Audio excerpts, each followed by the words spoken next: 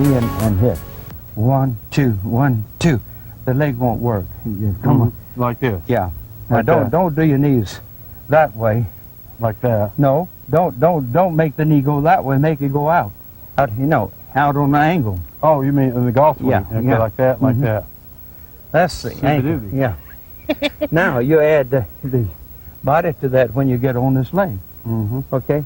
Now what's incredible about that is the ankles and the knees are moving the torso. Now what's incredible about that is the ankles and the knees are moving the torso. Let this knee work on this line here, because that gives you the rotation. You know. You made a little X here. Yeah. And so what we're going to do is just kind of show exactly the flow of different parts of the body, right? Yeah.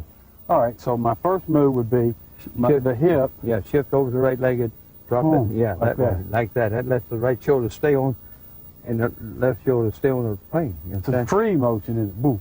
So the sensation that I'm getting, you know, I'm in my dress sufficient, is that my left side is almost becoming detached, or it's like a swinging type motion. Yeah, it's like a gate, swinging on its pole. Which we talked about on the Which sport. upper half is your spine, lower half is your right leg. Right. Boy, man, that feels so good. Yeah. Look at that. And my head's not moving to the right at all.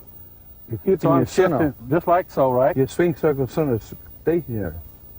Perfect. And then on the way back, see, Just reverse it. it's just reverse it, but a little bit bigger lateral motion. Well, you right? yeah, because you start at the center and go to the back. Now you go from back all the way to the front. Boom. Boy, that winds up that right hip, doesn't it? Yeah. All right. So when I come back down, I'm going to shift.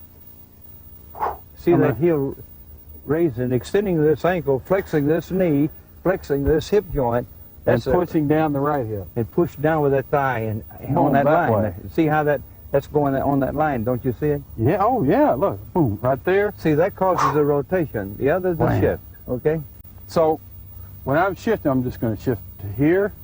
Hey, don't let your head go back. Just hold the chin steady right down. Let the shoulder come back to it that way. Right there. Then the arm is turning that way. You see?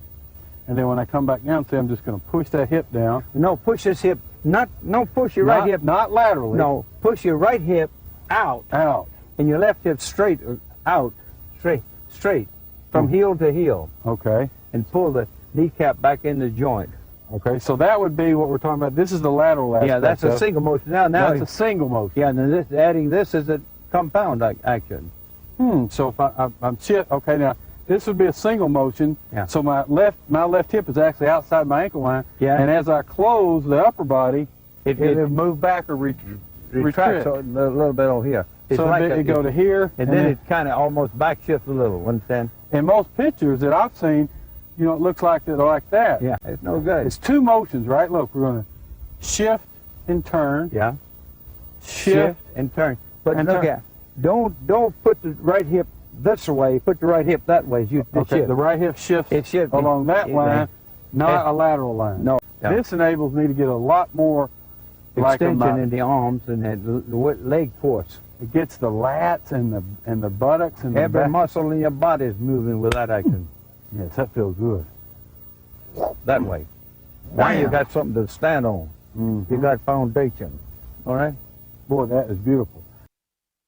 Perhaps the simplest way to illustrate what a compound pivot is, if I was standing right inside of a clock, 12 o'clock, 6 o'clock, 3 o'clock, 9 o'clock. Now let's put a 10 o'clock right here and a 4 o'clock right here. Simplest way in the world. Look, I'm standing here on a 2-foot balance. This foot's at a 9, that foot's at a 3. All I'm going to do is just take my weight, look, and shift it to 4 o'clock. I just shifted off a 2-foot balance to a 1-foot balance, and I kept my head right in the exact same position. Now from there, you see I'm in this 4 o'clock position right here. Now from there, I'm going to take this right knee and go right at the 10 o'clock position as I pull this knee into extension. Watch what I'm going to do. Boom. Now, as I go to 4, now what happens on the downswing is a couple things. This allows you to shift and turn. Now, when I come back to the ball, the lower part of the bottom of my spine works to 10 o'clock. See, I work from 4 on the backswing to 10 on the through swing. This allows my center of gravity to be moving the weight that my weight shifts.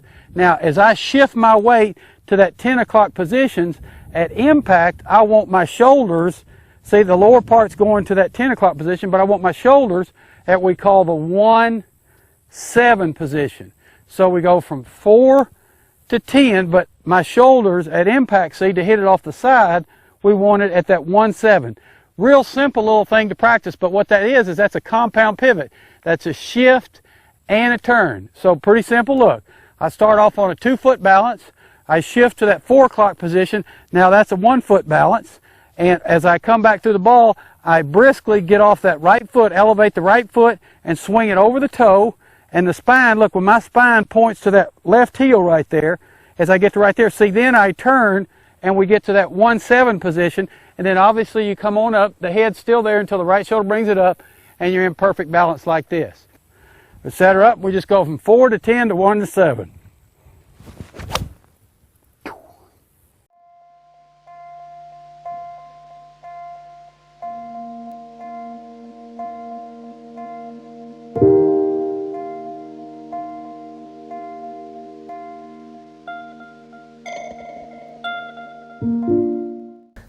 To remain on plane, as we start down in this golf swing, we want a straight line right to the ball, continuing out on the 4 to 10 line to right field, assuming you're right-handed.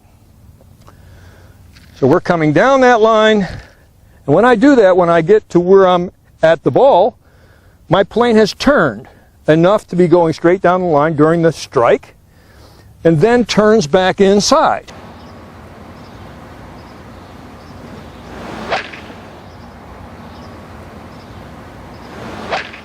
When properly done, this compound pivot ensures proper weight transfer to the right side on the backswing and to the left side on the foreswing.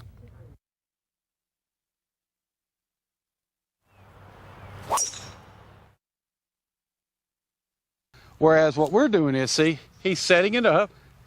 We get set up, we get bent. Now what's going to happen is, see, I'm going to move this center right here, and see, I can keep the same angle. Your head never moves if you do that. Because, see, I'm shifting this back to the right. If this doesn't move, this will happen every time. You know, a lot of people talk about the pivot, but a real good way to look at a person when they hit a golf ball is just look at their belly button area. And now what I want you to do is, see, I'm standing here on a 2-foot balance, but when I go back, see, I'm going to move back. I'm going to move my belly button area about 8 inches to the right. And when I come back, see, I'm going to probably move it 16 inches to the left. Any other movement, see, if this stops, think about this. What if you got somebody that's really swaying? All I got to do is take that center of gravity, move it right underneath him, and see, that keeps that head right on the ball. If you got somebody that's coming over the top of the ball like this, what have they done? See, they've stopped this trunk, and they've got this head. They've actually got more energy in their ear than they do the ball. So what do? See, you take his belly button, you put it out in front of it. Every shot you hit in golf, this should be 4 to 6 inches in front of that chin, and that way you'll always be behind it. If this stops, over the top you come every time. To learn the proper feel of the knees and hips during Mike Austin's secret compound pivot, try this rope drill. As you pivot, think right hip to 4 o'clock, right hip to 10 o'clock. 4 o'clock, 10 o'clock. From address to impact, you never want your hips moving more than this. Your spine is also swinging from 4 o'clock to 10 o'clock. 4 o'clock to 10 o'clock. This drill will ingrain the proper feel for half of your secret compound pivot. Add the shoulder turn, and you'll unlock the power of this compound action.